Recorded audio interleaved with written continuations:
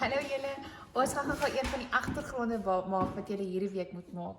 So daarvoor het jy ink nodig in verskillende bakkies en 'n albaster of enige balletjie wat jy het by die huis wat jy in water kan gooi.